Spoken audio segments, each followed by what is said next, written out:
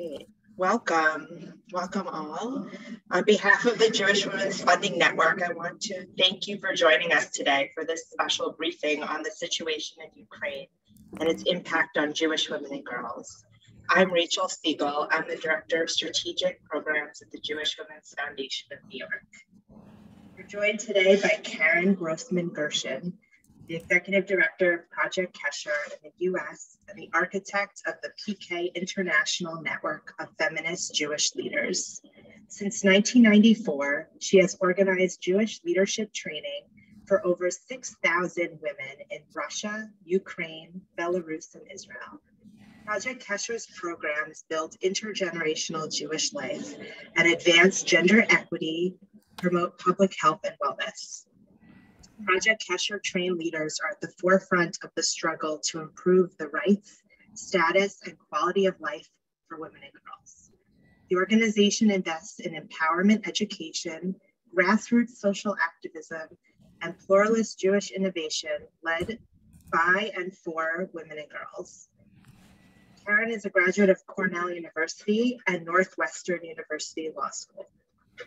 She was a fellow at the Wexner Heritage Foundation and named a Jewish Chicagoan of the Year by the Chicago Jewish News. She has spoken on the role of women and girls in the rebirth of Jewish life in Belarus, Russia, and Ukraine on public radio and at various universities, including Northwestern, Columbia, Washington University, and Stanford. Project Kesher's archives and Karyn's body of work have been included in Brandeis University's archives and special collections on feminism. Karyn is also a founding board member of the New York Jewish Agenda. During the session today, if you have any questions, please put them in the chat and we'll do our best to get to all of them. We are going to mute everyone so we can avoid background noise. So your chat feature is the best way to make sure that your message is seen. Karyn, I'm going to turn it over to you now. I want to thank all of you for coming today. I'm having a moment of pause because I just see so many beloved women in my life, from our founder, Sally Gratch, to so many of the women who've traveled with us over the years, and so many of you at the Jewish Women's Foundations across the United States who have funded our work. And this is a moment of such enormous, it's so scary, and of isolation. And just to see your faces on the screen and forming a community is just a beautiful moment. And I just want to pause and say thank you for being here in solidarity today. I was brought into Project Kesher by the founder, Sally Gratch, in 1994.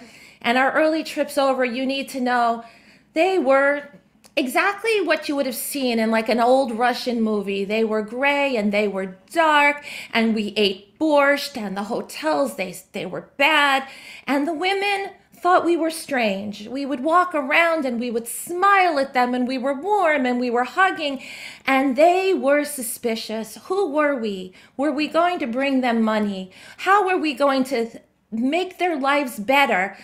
With money. And we were like, no, we want to be in relationship with you. We want to know who you are. We have learned in the United States that when women sit in circles, we get to know each other, and then we understand each other's needs. And this was very much Sally's strategy, which was, you need to know who you are, and then you need to tell us your needs, and then we will work with you to find resources and to empower you to become the people you want to be. And by the time I visited in 2019, right before COVID, they were those people. Instead of me walking down the street smiling, we all walked down the street smiling. Every home we went to, they were making us the most beautiful dishes and just offering such hospitality. And the creativity that was taking growth in Ukraine was magical. Every woman would be bringing me a little pin that had been designed by an emerging artist in her town. The women in Ukraine were all wearing handmade clothing that was coming out of a whole new industry of clothing designers in Ukraine. On the main street in Kiev called Krishchatek, there was a department store of all these magnificent clothes and jewelry, all coming out of this new vibrant society. And it had really had evolved after a whole series of revolutions that had happened in Ukraine, and they became on a completely different path. As you may know about Project Kesher, we work in the whole region, and during this period, there became a real disconnect between the women in Russia and Belarus and Ukraine, because the women in Ukraine were becoming European or more Western. They really understood who we were and our values, and they were becoming so much more progressive. And it was in this context that when this war started to take place, the women we worked with, who years ago would have told you they were Jews living in Ukraine, now started to tell us that they were Ukrainian Jews and that they were feeling a commitment to their country and a patriotism. And they were not sure if they were going to evacuate. And so we are now dealing with a very complicated situation where over the years we have trained thousands of women leaders in this region. They have been working on beautiful things, which many of you in the Jewish Women's Foundations have funded, from leadership training to young women's leadership training to advocacy on gender violence to anti-trafficking work. And now it's all gone. Everything has changed. You know, the women who have been running all these programs are now being crunched. Women are responsible for the children. They are responsible for the elderly. And as the men are conscripted, there are no men left in their communities. Women who we know as volunteers, our Ukrainian leaders had put in as many as 100,000 hours of volunteer work a year, are now all hunkered down. They have to figure out what they are going to do, and they have to make these decisions on their own. There are no partners left in their households to make these decisions with them. And so truly every phone call we get really starts in tears, because a woman is in a town, she knows that the armies are moving in her direction. She has to decide, will she stay? Will she go? Will she simply move west? Will she become a refugee in Europe, or will she head into Israel? And I don't think that any of us could have imagined in our lifetime that we would be having this damn conversation again. I was on with one of my leaders this morning, and she's like, when you have a lifetime in your apartment and you are going to take one bag, what do you take? And then I'm sitting in my apartment in New York City thinking, what would I take? You know, you grab your kids, you grab enough. Do you take the one bowl from your grandmother? I mean, what do you take? And they don't know what's going to be there when they come back. As things evolve, it's getting more and more daunting every day. The Russian army is coming through. This morning, we had our first set of reports of a series of rapes of the girls in the town in the south part of Russia. We are starting to hear stories that Ukraine is one of the highest rates of surrogacy in the world. And young women from all over Europe have been basically abandoned in Ukraine. They were brought in. They were told they would be paid for their surrogacy, which is legal in Ukraine. And now they are there. And really, you know, it's not really much different than trafficking under these circumstances. There's now been a sexual exploitation. They haven't been compensated, and they don't know what to do. And I've been putting together in the last few days what I'm calling my feminist working group to start thinking about what are the different issues that are going to be impacting women and girls over the coming months, so that we can really deal with, you know, the issues that are specific to women and girls. They are just, the enormity is just incredible. Project Kesher is adapting every day.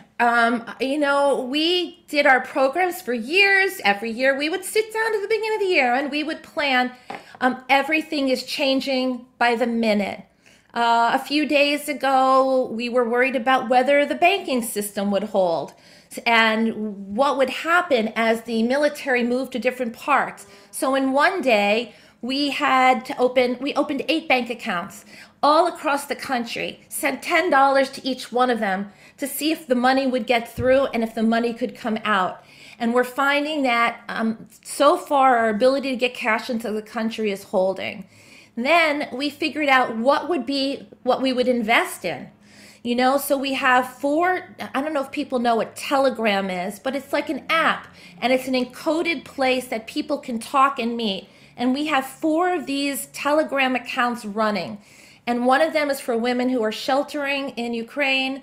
The next is for women who are making their way across the country because the roads are so bad.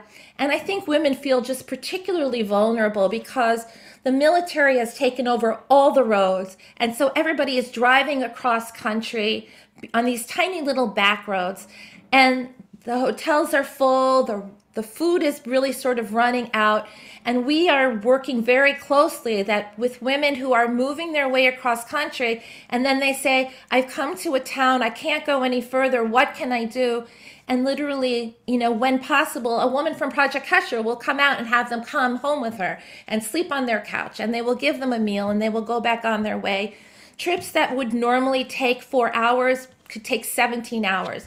An evacuation from one town that was supposed to take 2 hours took 14. And when my people described the experience, they said it was like out of a Holocaust movie. People were standing in the aisles, they were hanging out the windows. There are no fees for anything right now, but you can't get on. And so they're just so scared, and how do you make the decision when you go? Because it's like you don't want to go too soon, but you don't want to wait too long. So everybody's really struggling with that. The third channel are for people who get to Western Ukraine and decide to cross the border into Europe. The response, and this is where I often start crying, of the JDC, of the Jewish Agency, of the global JCCs is breathtaking. We should be very, very proud. I hate to say it, but we have a history of knowing how to do this work, and they are doing the most extraordinary work. I hope when you think about how you want to support the different organizations working in this region, I would put together a portfolio of them, the JDC, the Jewish Agency, the JCCs, and then there are these smaller organizations like Project Kesher, working specifically with women, Moishe House, working with the post-college groups. People are doing amazing things. There is nothing territorial going on at all right now. You get a woman contact you, you pass her off to 3 organizations till you get her out of the country. The fourth and our final Telegram group right now are the people who are going to go on to Israel. And we have heard stories of, I think about 5,000, 6,000 right now who are starting to form and be interested in going over. It's going to be very complicated. If you know anything about the politics in Israel, the paperwork for Ukrainian and Russian Jews is scrutinized like no other in the world. And they have said that they will really lower the standards to get people in. It's going to be complicated. People don't understand, even to this day, that Jewish families in this region destroyed their paperwork during the communist era, and really trying to establish their identities is very difficult. And on top of that, there will probably be people who try to go in who don't have a Jewish background. So the Israeli government is very nervous about this, and they're very concerned that people may try to come to Israel to sit out the war. So what's happening next? We're going to continue to meet the needs of women and girls on a daily basis. We get stories that are chilling. We have a woman, she's traveling cross country.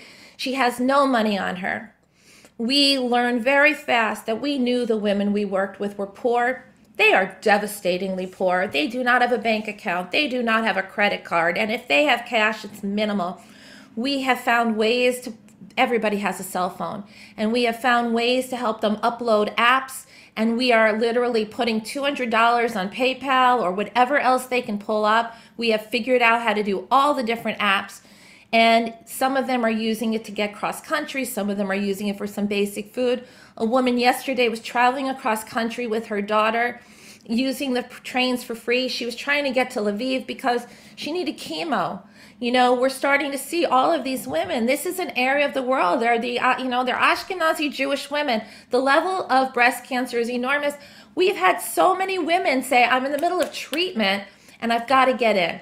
So, we were able to send her like $400 instantly. She'll be able to get with her daughter to Lviv. She will stay a few nights. She has identified like one open facility. They will take her to do the chemo, and then she's going to have to decide where she's going to wait out the war. Every story is like this. Not one of them is simple. The intake on each person is just enormous. We're getting a lot of our referrals from family members in Israel. Our women in Belarus are answering the phones. It's just the women in Ukraine are moving so much that it's really been beautiful to see women in some of the other countries, trying to really pick them up at different points in the process, and then to really just try to keep them in the network. And we try very hard. If we hear from a woman at 9 o'clock in the morning that she's trapped in a building with a disabled child and she can't get out and she's, not ready to deal with this anymore, we will work all day until we are sure that she's been passed off to a hand. My founder, Sally Gratch, is showing me that one of our leaders from Russia is actually listening in on this right now on her cell phone. So it's quite distracting, Sally, but I nevertheless appreciate it. So what is going to come next? We are adapting daily. As I said, we're starting this feminist working group. We are going to use our money to follow the Ukrainian women wherever they are. We will prioritize getting money into Ukraine, but you need to understand that the country is falling city by city, and it's going to be interesting to see how far we can get into the country with money and services. So right now, we are prioritizing that. We sent $40,000 in cash in today, and we have 4 different leaders who have now been empowered to do these mini grants all over the country and to fund volunteer efforts. The next thing that we're going to do is we're working extensively in Israel right now. I've been reached by so many lovely organizations. Jewish Women International, B'nai B'rith, the Masorti synagogues in Israel, and they are ready to start to organize to welcome the Ukrainian Olim. I like to call them Olot myself. And we will pull together whatever we can to help make their transition easier. So this coalition is going to be working with the municipalities and pulling together whatever can be, gotten for, children's clothing, adult clothing, things like that. I had a very long conversation with the wonderful Ruth Messenger yesterday. We have been getting a lot of inquiries in New York about what people can do. And I keep saying, send money. And there's a reason that I say send money is because there is going to be a ground effort by groups like the JDC and the JCCs and Project Kesher and Moishe House and Hayas. And I think it's really, really important to know that they are experts in what they do. A lot of people have an inclination to go and pack up their coats and their blankets and all these other things. And what we have learned from humanitarian crises in places like Hurricane Katrina, the tsunami in Southeast Asia, is that people pack up things and there's no method for sorting and distribution, and they become an additional layer of barrier for working in that region. What happened, Colin Powell tells a story of going to, I believe, Sri Lanka, and seeing that the highest point in a particular town were the clothing sent over by well-intentioned people around the world because they wanted to help so much. But what happens is that this kind of response undermines the local economy, and it clogs up these very, very congested roads that the military, that the humanitarian people, and the refugees need to move freely. So I would really like for people to understand that even though that is a very kind-hearted instinct, please do not move in that direction. If people are particularly interested in getting over the highest priority, which is medicine and medical equipment, there are 2 groups that are doing incredible work. One, Direct Relief, which really does not need our assistance. They are very well funded. But the other is called AFYA, AFYA, which comes very highly recommended by the New York Federation. And we've put together a small medical working group as well. I was shocked to learn that the 5 major players didn't know each other. So with Barbara Glickstein, who's here today, one of my other board members, we put together a small group to just keep them in communication with each other to figure out what can be sent in. Thank you for posting that, Eva. I really appreciate it. I would say 1 or 2 more things, which is that the attack on Bobby Yar this week.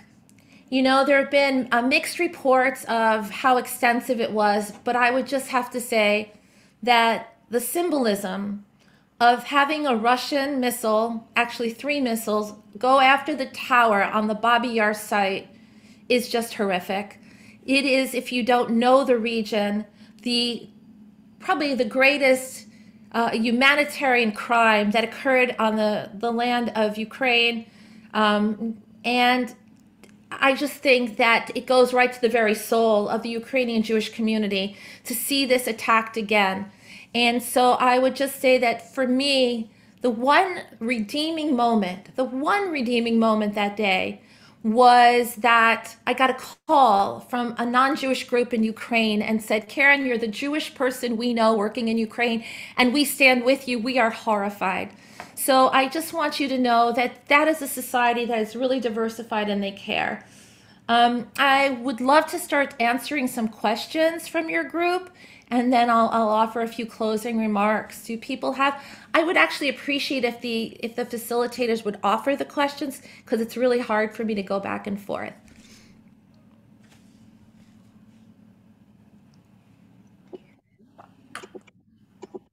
If you do have any questions, please put them in the chat. I guess the one question that I did see was about refugees, and if you are doing anything to in any of the bordering countries with refugees. I say that Project Kesher is not the right organization to do a major refugee outreach. There are real experts in this, and I would say, you know, JDC Hayes, the Jewish Agency, is much better suited to that than we are. And so I don't think we should all become involved in each aspect. One of the things I'm learning is how humbling it is to learn as you go. I've been doing this work since 1994, and what I do well.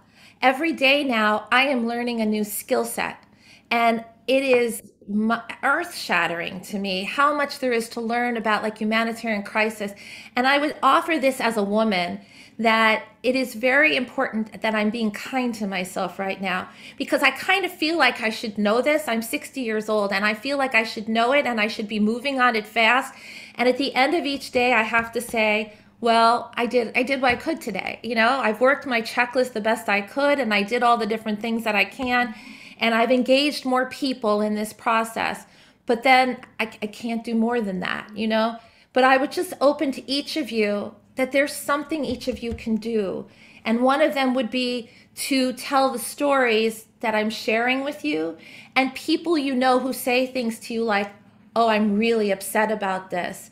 Your response should be, have you written a check? Consider JDC, consider JCC, consider Project Kesher, consider, because this is the moment. You know, we have been sitting for a very long time as a Jewish community, and people always have accused us of being, let's say, tribalistic, but we have all of these Jews in this region. We still need to get out, and we need to be in partnership with the Ukrainian people who are really suffering. And so I would really, you know, welcome all of you in sort of becoming advocates for this region and for the work that needs to be done. Great. I think that you probably already answered this, but a question came in. If the Jewish Women's Funding Network were to collaborate across our many funds for one effort, both financially and otherwise, what would you recommend? Well, as I said, that I'm putting together this feminist working group. And what I would say is I would like to give them a few days to get up and running and maybe sit down and prioritize some steps, and then maybe come back to you collectively, working with Jewish Women International, which has such an expertise in domestic violence, and, some of the other groups. I find that every day I want to run ahead and we don't really know the needs yet. Right now the needs, safety, shelter, food, those are immediately obvious, but this is going to be a long haul. I mean, with the level of displacement, it's well over 1 million people now. This is going to take years and years to address. So if I would not say to make a gift and then forget about it. I think that you're going to be coming back to this repeatedly for the next few years as you understand the depth of suffering in this region.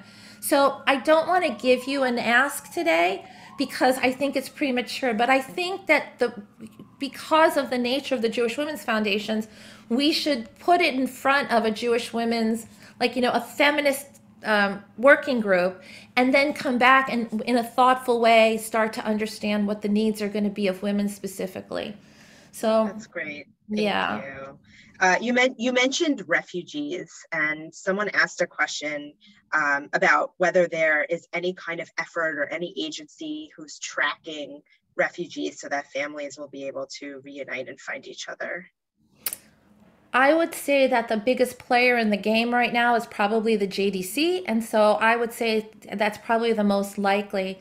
I just saw a question from Roberta Elliott about the anti-Semitism in the region, and I would say that it has been extraordinary to be in Ukraine over 25 years now.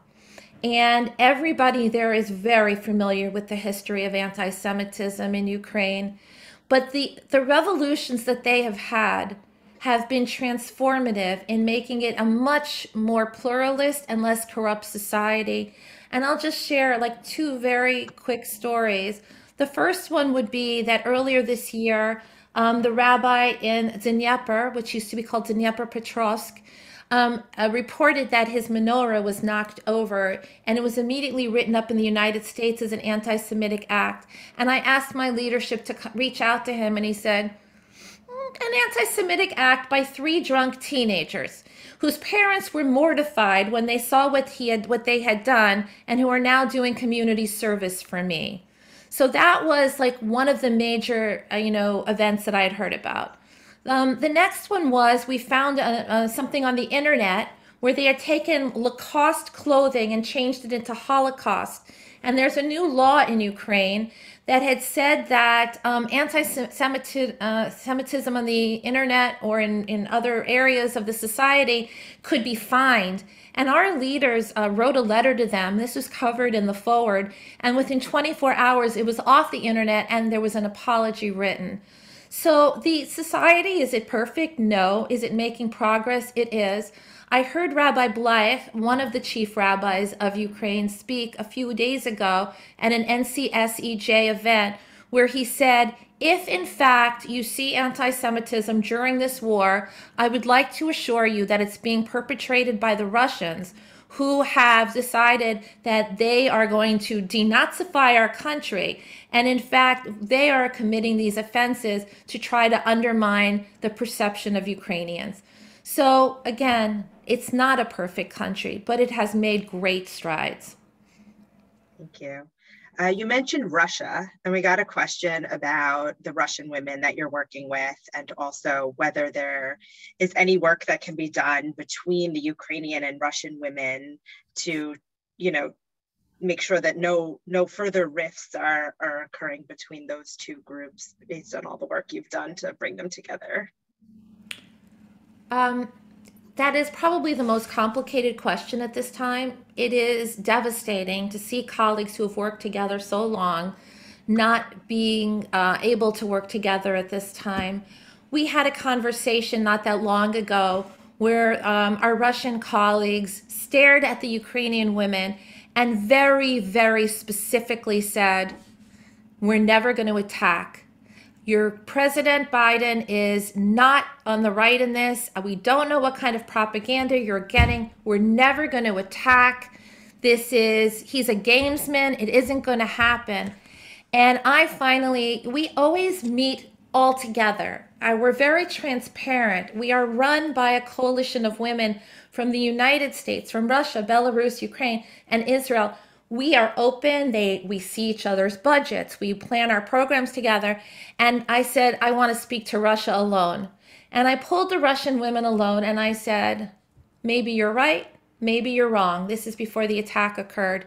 This is not constructive. There is no compassion in what you are saying to the women of Ukraine because they are going to be on the battleground if this happens. And I think that we had a conversation about compassionate listening. They made a little progress. Then the war hit hard. I don't think it's going to happen for a while, that they will be able to work together easily. I'm finding that the women in Belarus have regrouped more quickly, and they are actually really supporting the efforts. I think the women in Russia have had an awakening that they can't even begin to comprehend, but I think they're slow to understand how they move back towards reconciliation. It's very raw. But the one other thing I would like to offer is I am very worried about the Jews of Russia right now. I am very worried about the Jews of Belarus right now. It is a bad situation. I believe that unless Putin is stopped soon, men in that region are going to be conscripted. Belarus is a puppet state. It is going to follow Russia's lead. Those men will be conscripted. People who have been biding their time in Russia and Belarus because their lives were okay, or maybe even quite good. Maybe they've been working with expat companies and they have a couple of nice apartments and some resources. They're not going to be able to get out anymore. And I'm hearing rumors constantly now that the borders are going to be closing. I have been pushing people to hear this. I don't think people thought that. I think that they think I'm a little worked up. But, Putin has shut down most of the media, as Barbara Glickstein is noting here. And we're finding that the Jewish agency visa process out of Moscow is taking 2 months. There isn't 2 months. There hasn't been 2 months for a while. You can get into Israel but on a travel, just as a tourist. But it's getting really tough to get a flight out. There are almost no planes willing to go into Russia anymore, and that's getting worse. So I have these late night fears that we are going to be moving back into a moment of Cold War where we may be estranged from or at least unable to fully access our larger Jewish family in this region. It makes me very, very nervous. Karyn, you mentioned that you were in the process of writing an article about this and about your work. And I got a question about how we as a network can amplify your voice and the voices of the women that you work with. Well, I want to call out my team here. I think they're on right now, Shira Pruce and Samantha Teeger. We are talking, 1 to 3 times every day. We had 3 articles printed yesterday. Lilith, the Chronicle of Philanthropy, JTA. I'm working on an article right now with Ruth Messenger. Get them, read them, and then go out and advocate through the voices of women what is needed here, because we are talking to them every day. And, you hear so much in the press about, what's happening militarily. I think a lot of the wonderful organizations on the ground, they're doing really incredible work. I don't think the JDC has dropped one meal for the elderly yet. That's how fabulous they are. But this is a group committed to women and girls, and that's the perspective that we are bringing to all of our speaking engagements and to our writing. Read them, feel educated in them, and then advocate for women and girls back in your federations, your Jewish women's foundations, and among your friends. Again, this is not a moment to be like, I'm going to send $180 to one nonprofit. Pick a portfolio that is doing work you care about and double down. I don't want to be overly dramatic that there is no tomorrow, but this is a moment. This is a moment in time that is, the enormity of the problem is just mind-boggling. And put together a group of organizations that reflect your values.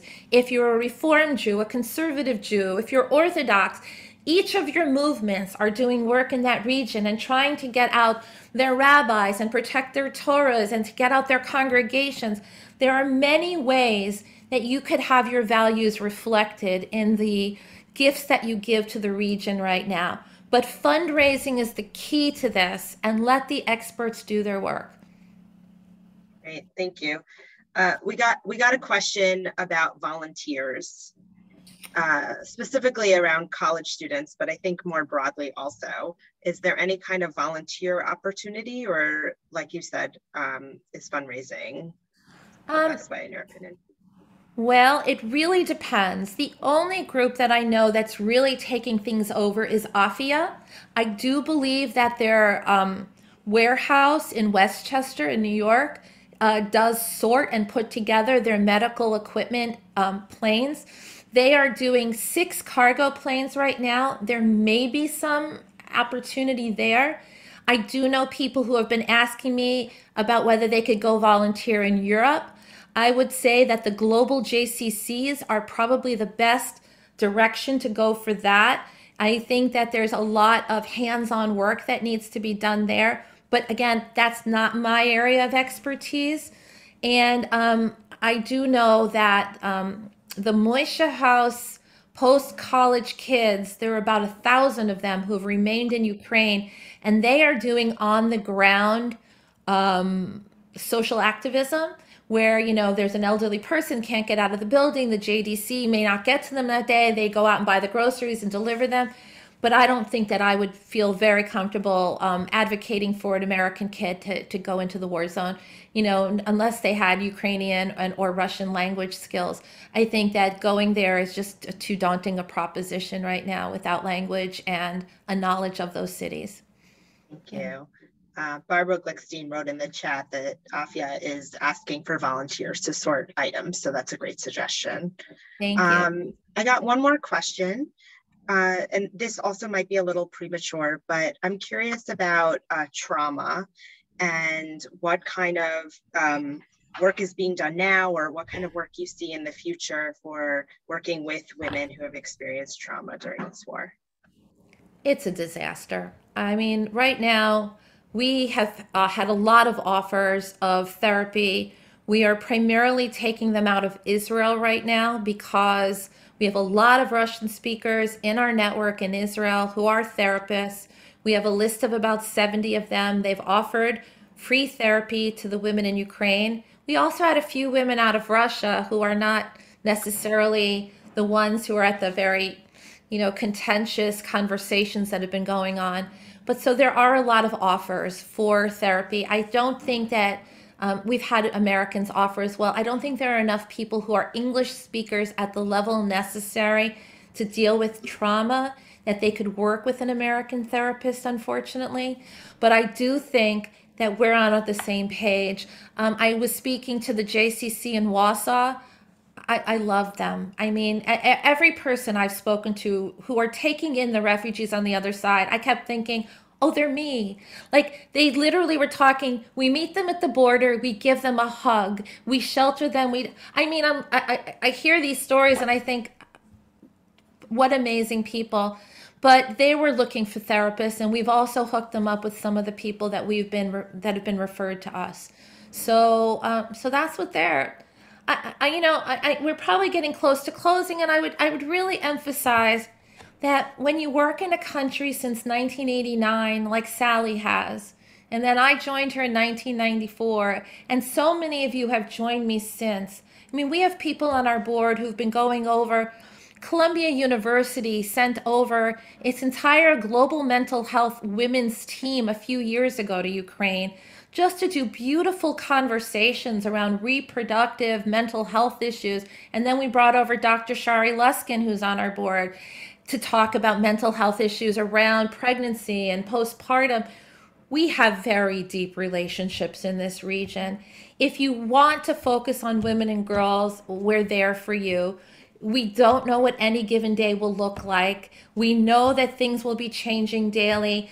Some days I can reach half my people. Some days I reach the other. At some point, it may all fall apart. We don't know if the internet will hold. We don't know if cell phones will hold.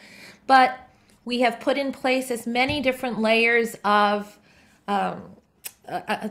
flexibility of how we can change as things come up. And truly, we have empowered more women than we've ever had to just say, okay, we can get money in when other organizations can't. Go out and go do good, because these are the women who've been running these Jewish communities. Seriously, I can picture each one of them in my head. Some of them I've known more than 25 years. And it's possible for me to convey that level of trust and pass it to them to do this work. So we are sending out by what is it, semi-weekly updates about what's happening with the women, what the women's issues are, what our needs are, and the directions we're going. If you're interested in getting those updates, please sign up for them. We are not just doing mass mailings, and we're posting very little on the internet because we really feel that our leaders could be vulnerable. I'm going to pass the torch for what in 1 second. I just want to say we're also doing, believe it or not, our annual benefit on March 24th. And right before this happened, we had done bat mitzvahs in every country where we work. And we told them they didn't have to go ahead, but they said, no, we have to go ahead. This is the only thing giving us optimism and hope. So it should be a beautiful event. 90% of it will be from the region. And I want to point out that all of these organizations that you are hearing about, they still need to operate, and they still need their operating funds. And the funds we're taking in are all for the emergency. I want to call on Ruth Messenger, who's got her hand up. Ruth? We can't hear you yet. She's got to unmute. We'll see if she can. Ruth, you turned your picture off. Yeah. I'm unmuted. I'm in a very noisy place on a civil rights tour of the South.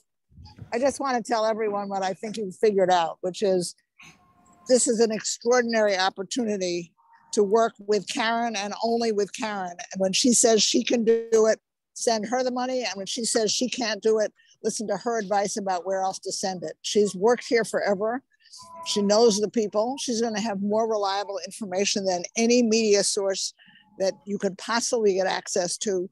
And I want to emphasize, this is not a time to clean your closets. This is not a time to send your teenage children unless they go to AFIA, which would be wonderful if AFIA needs volunteers.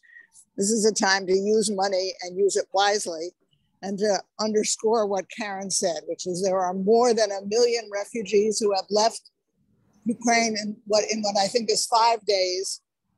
They are in countries which by definition are the poorest countries in Europe, and they're going to need help for a very long time, whether it's reuniting or moving to a new country or figuring out a way to go home again. And we should just be not only take her advice to heart, but share that advice, because you're all going to hear people, you're all going to get emails that say like, our synagogue wants to collect coats or whatever. Just follow her advice, because these refugee crisis situations are both short-term and long-term. And the best way to work is with somebody who really knows the situation on the ground. Thank you, Ruth. Thank you. Before I turn things back over to Liz Wolfson, Karyn, I have one more question that we received twice, actually. Is about the women that you work with in the Project Kesher network. As far as you know, are they safe and accounted for? Now I will cry. You don't know from any given moment. I was up with my leaders at 3 a.m. today. I knew that 2 of them were going to start driving cross country, and then 1 of them didn't. And both Shira, my colleague, and I got on the phone with her and said, get in your damn car. That decision is just so hard. She's been telling us for 3 days she's going to go, and then she didn't go. And it's such a hard decision. But I'm sure most of you have heard about the nuclear plant that was hit the other day, like last night, while we, in the middle of the night, like yesterday evening. Every given day, we don't know how safe they're going to be. We have 3 leaders who've made it into Europe. We think that they want to return to Ukraine. we are operating, we're sort of like kibbutzing, we're operating in exile already. And one of my leaders, she gets on the phone and she says to me, what if there's no more Ukraine? What if there's no more Project Kesher Ukraine? And I said to her, as long as there is you, I was like, we can follow you wherever you are. If you are in exile, we will be in exile with you. We're with you. And it was just a real moment of understanding we're not buildings. We're not even really programs. We're humanity. And if they need us, we will follow them. And whatever they find that their people need when they land, wherever they land, we will be with them. And so that's the best we can offer, because that's what we do. The people are those are our asset. Well, I think that's a great place to end. I want to call back on Liz Wolfson. Thank you so much, Karyn, for being with us today. And thank you, everyone. Of course. Yeah, hi. For those of you who don't already know who I am, my name is Liz Wolfson, and I'm the Senior Advisor to the Jewish Women's Funding Network. I see a number of our funds here from Chicago and Pittsburgh to DC, Baltimore, Boston, Los Angeles. We want to thank the Jewish Women's Fund of New York for helping to organize this and put it together so quickly. Karyn, Shira, all of your folks in your team will pray for all of you every day, and we will sit patiently with you as your feminist working group gets together, and we'll be in touch to see how we across our funds can support you and support your relationships. We'll pray for everybody as this continues forward. I do want to say, for those of you who don't know, because I see a number of faces who might not be involved in our network, we are a collective of about 19 local and national funds and organizations.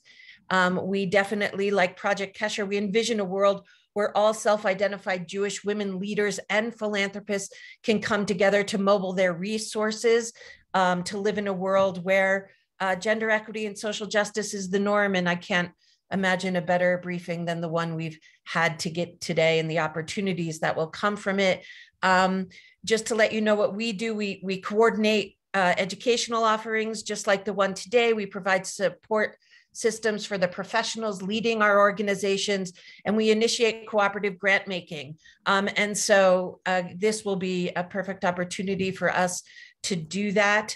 We're expanding our membership. So if you're part of any group in your cities and states that want to join our network, please contact me. Eva's going to put my email in the chat.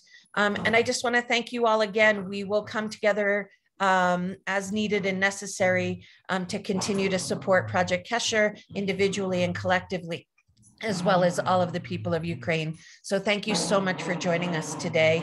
I wish you a peaceful day. Thank you.